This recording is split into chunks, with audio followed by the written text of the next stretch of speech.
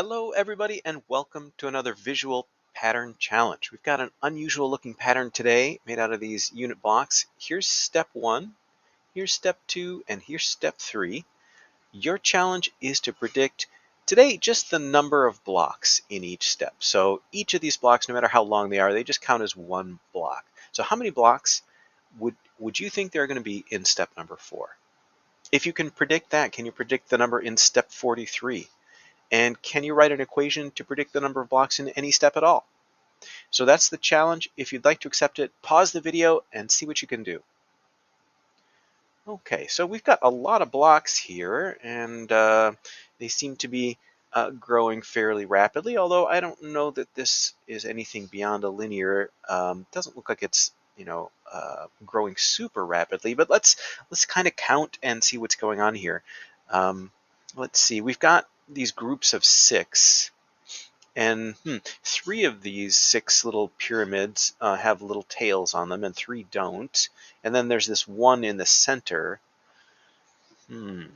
So I guess, let's see, I've got a pyramid here and the same kind of pyramid over here, and we've added the next block. So each one is growing by a block every step. So these are pyramids of 3, and these are pyramids of 4, and these are pyramids of 5. So I guess what I should expect is to have 1, 2, 3, 4, 5, 6 blocks in 6 pyramids. So first of all, I can think about that part. So there's my 6 pyramids with 6 blocks each. Now, there's going to be that one in the center. That white one in the center always stays there. And then 3 of these should have tails. So a block here, and a block here, and a block here.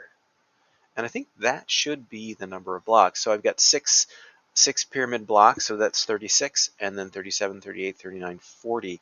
So my guess is in step 4, we're going to have 40 blocks.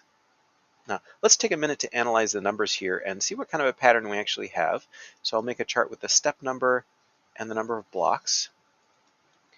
And let's see, in step 1, well, we're going to have that 6 blocks of 3, so that's 18, 19, 20, 21, 22. So step 1 starts already with 22, so it starts pretty big.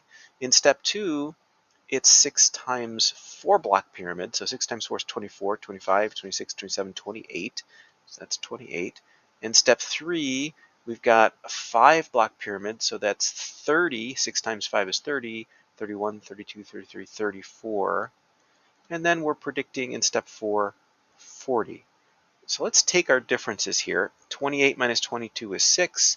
34 minus 28, also 6. And 40 minus 34, also 6.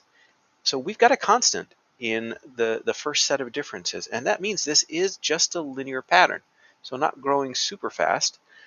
And this 6, this number here, is going to be the slope of our line. So in a linear equation or a linear pattern, we can use this equation for a line to model it, and this number, the difference between each step, is going to be our slope or our rate of growth. So we would have y equals 6x.